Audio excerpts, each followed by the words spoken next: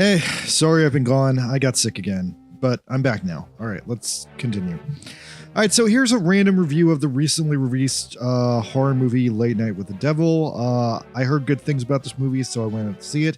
And I'm going to give this movie a little bit of praise, but it ain't perfect. Now, it's not a great movie, but I wouldn't say it's a bad movie either. I'd say it's like a solid B movie that does a lot of things wrong, but despite that, because a lot of movies that have been released recently feel soulless, they feel like they're being made by AI robots, by fucking corpo committees, this movie at least had the competentness of being made by people with not a lot of money. And so that gives the film kind of this like gritty, genuine earnestness that is just sadly missing in a lot of recent films. So for that alone, it's worth seeing. Now, the other big thing going for this film is that Dan Maselchan, the guy who previously played like Ant-Man's Russian friend in Ant-Man 1 and 2, and then kind of had a bit of a breakout playing the Polka Dot Man in the Suicide Squad movie. This is his first starring role, and he also produced this movie. And I gotta say, for those reasons, he does a decent job in this.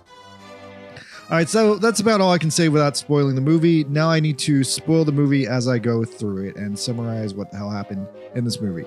So this movie is very, very weird presentation-wise because the movie changes what it is like a couple of times. It like has a hard time making up its mind about what kind of movie it is. At first, it presents itself as a documentary. Then it kind of switches to a lost but found media piece like the Blair Witch Project because everybody loves lost media. That just makes it so much more creepy. But then, like, a majority, like 80% of this movie is like literally the format of an old 70s TV show because it is Late Night with the Devil, so it is a late night show.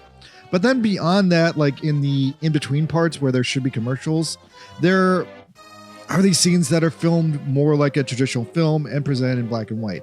But even though these are the most traditional scenes in the movie, they only make up about 10% of it. Now, anyway, I think I like this movie because it was mostly done in the style of a late night talk show, and because it follows that talk show format, it makes it a slightly faster watch than your average horror movie. It clocks in, I don't know, like maybe around 90 minutes, but it feels like a slightly longer than average late night show, and it feels like a slightly shorter than average horror movie, depending on like where you're judging it from. So yeah, anyway, the film starts off with this bad setup documentary. The bad documentary, to be honest with you guys, I don't even know if I would have included it in this film. I'm not sure how relevant it was because essentially it's just the main character's biography. And then it feels like a collection of like backstory details they couldn't fit into the greater movie because it really feels to me like shamelessly they're just reading the introduction pages of the script out loud. And that just strikes me as a little bit abnormal. There's also a couple of additional details they throw out in this section that really annoyed me because they end up being irrelevant to the later film. Like they go really hard into a detail about how the main character has this obsession with Johnny Carson because he's a failed late night host, and in the 70s Johnny Carson was like the greatest late night host in history. And while Carson is consistently number one in the ratings at this time, this dude is like ranked in the mid 40s. But this thing just goes nowhere, so I don't know why it's even in here because I feel like if anything, this kind of just points out a massive age divide in the audience of people who are either too young to not give a damn about Johnny Carson because they don't know who he is, or people who are old enough to know who he is. But either way, it just felt like that was useless padding for the sake of like setting the scene. But yeah, I bring it up because in like my cool friend group, like no one knew who Johnny Carson was except me. Anyway, the other most questionable part of the like padding documentary is they mention a couple of times that the main character had this connection to a cold in the redwoods, which does seem a bit impractical because the main character lives in New York and the redwoods, as we all know, are like outside of San Francisco, I think. But they never really elaborate on what the cold did. They hint that it might have been like a drug orgy cult. They hint that it might have been satanic in nature. They hint that it's how he's like familiar with demons, and they leave it vague enough that nothing's explained, and it bothered me. Like they vaguely hint that maybe he was a cannibal or maybe he drank blood there, but the film never fully explains what happened there. And at the end of the film, the movie goes full psychedelic, so it's really hard to decide if anything they were talking about was literal or not. But yeah, so the Johnny Carson thing goes nowhere. The Cold in the Woods thing goes nowhere. But both of those get way too much focus at the start of the film. And that annoyed me because they did just end up going nowhere.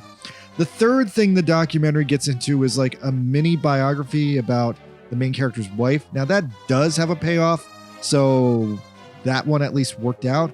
But yeah, vaguely summing that up, the wife died of cancer. And then after she died, the main character started taking more risks with his show. He started changing up the format.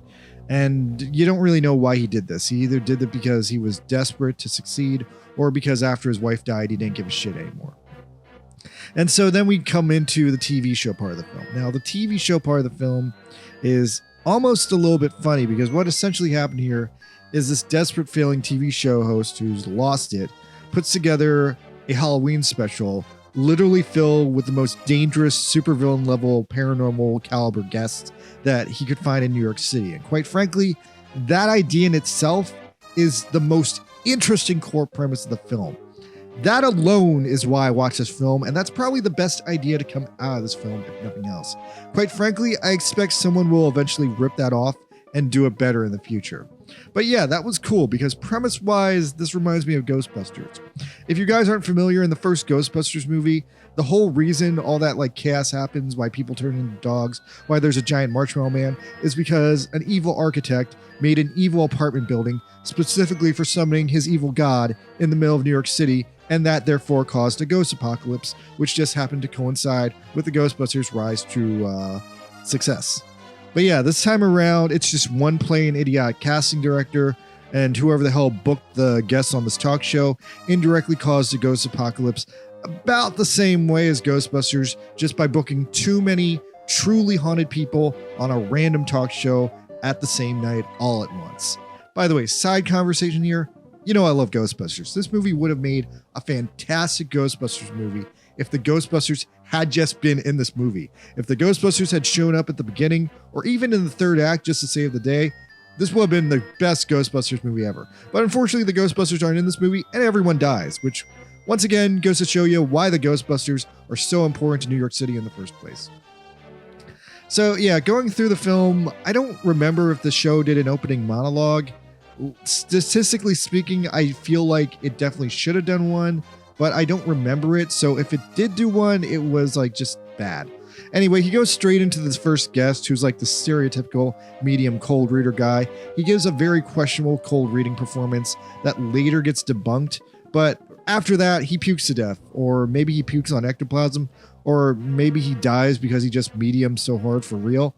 The film does a lot of vague paranormal spooky shit, and none of it's explained, so you gotta just kind of make up your own conclusions about how everything fits together in this one. Then after that, they introduce this like skeptic magician asshole dude. And once again, calling back to Ghostbusters, he's a lot like Peck from the first Ghostbusters movie. Kind of an asshole, he keeps the plot going, but he ultimately serves a purpose. Then they introduce this creepy girl from the Satanist cult in LA. And she also has this like scientist who's like acting as her handler and like trying to keep her from going off the deep end, but she utterly fails. Now, this chick is basically the little girl from The Exorcist if she had like continued being possessed by a demon and like grown up. This girl is pretty much the centerpiece of the film and, you know, makes it all work. And you know what? For what it was worth, it was done pretty well. Now, honestly, this movie just cooks throughout the entire late night show section. Like, I definitely have some issues with it, especially with the pre-documentary at the start and then the weird, vague ending. But the part I can praise the most is the extremely solid middle, which is kind of the opposite of most movies nowadays. Like, most movies nowadays try to like nail it in the start and nail it in the finish, but this one nails it in the middle. So bravo to that. Now, one thing I do have to curse at this point is there is a single piece of AI generated art in this film. And once again, we all know that AI generated art is a plague upon the human race. Now, for the sake of this video, I want to take a good second here and take a good long look at it. So what it is there's these skeleton bumpers in the film, and they're approximately in the film for like 3 seconds here and there between some cuts. But even in those 3 seconds, I can instantly see that these are bad AI artwork. Now, freezing in on them now to fully analyze them with my eyeballs, look at this shit. This is disgusting. There's like a random blob in the air. The skeleton's eyeballs don't match. And look, there's all these confused, not sure if they should be skulls or pumpkin down here. Like, AI art is pretty shameful, but what really gets me is that like even if they had used AI art, they just like accepted it like warts and all with all like the obvious AI generated errors. They didn't try to clean it up. They didn't try to get a real artist to like redraw the shit. And you know what? Fuck them for that. Like, I know this AI art is only in the film for 3 seconds, but no, fuck that. They literally could have paid an artist a day's wage to clean the shit up or to redraw it and get a much better result. Fuck AI art forever. Back to the movie. All right, so after the demon girl comes out, the movie starts leaning harder into its horror movie roots. And yeah, the skeptic magician asshole comes back. He does this weird hypnosis act on the late night sidekick. I guess I'll briefly mention the late night sidekick here. The sidekick in this film seems to be directly inspired by the Jeffrey Tambor, Hank the Sidekick character from the Larry Sanders Show. Kind of a weird but direct steal. I guess it works, but personally I would have gone with something more interesting, like, you know, didn't Carson have, I don't know, the publisher sweepstake guy, or I don't know, some like loud asshole, like, anyway. They went with Jeffrey Tambor. I personally think they could have done like literally anything more interesting than that, but I guess they didn't want to overshadow the host, so I guess it works. Anyway, the magician does this like hypnosis act on him, and he turns into this like mega gross scene where he dies by being eaten from the inside out by worms. But then that ends up being a fake out, but then also the worms come back at the ending. And then when you see the worms in the ending, you can see much more clearly that they're fake, so that's kind of shitty, but yeah. The scene with the worms is pretty much the grossest part of the movie.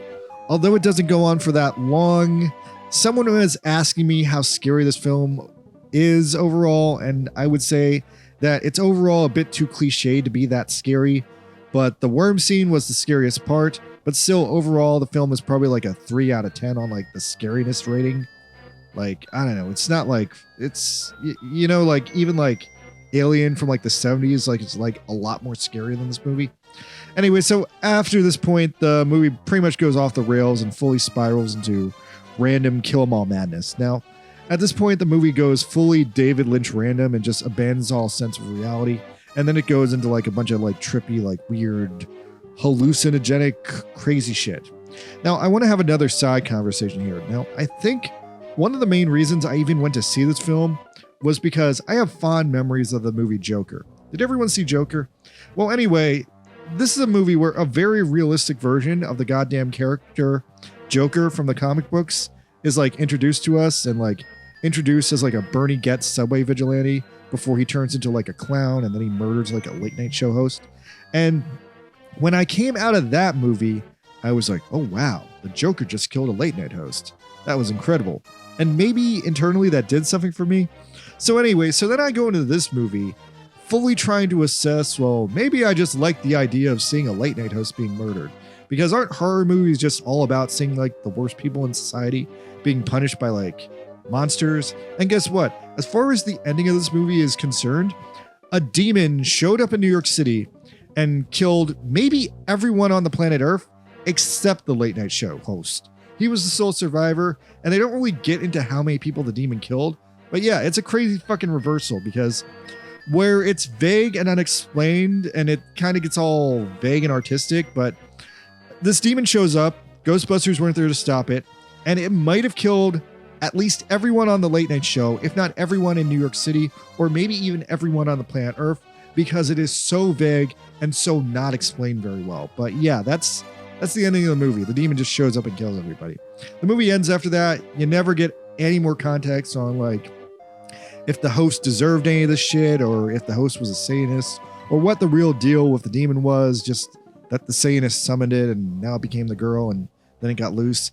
Anyway, it just goes all psychedelic all over and doesn't really take itself that seriously. I think I really would have appreciated if they had maybe gone back to the documentary crap and just said something like, oh, he died, or oh no, he was never seen again. But nah, they leave it literally so vague that all I can tell you is maybe the entire human race except this dude just died. So yeah, that's Late Night with the Devil. I guess like if I'm rating it, probably give it like a 6, maybe even a 7 out of 10. It's better than a lot of recent movies for its attempt at making like a lost media horror ghost show event thing, but I also got to knock it down a peg for its shitty and cheap use of AI art, the red herring loose ends with the cult, the dead end with Johnny Carson not going anywhere, and then lastly, the vague, unsatisfying ending that just doesn't explain anything and just, it's basically what you'd expect, and quite frankly, I expect a little better. Now, on the bright side, I will at least say this is probably the most original horror movie that's been released so far this year. However, that is currently a pretty low bar to clear because it's only April, but still, it's not the worst movie ever. You can definitely do a lot worse. All right, so tell me if you saw this movie and maybe you understood it better than I did. Did I get anything wrong about this one? Does anyone know who this Johnny Carson character is? All right, leave me one in the comments. Thank you. Good night, America.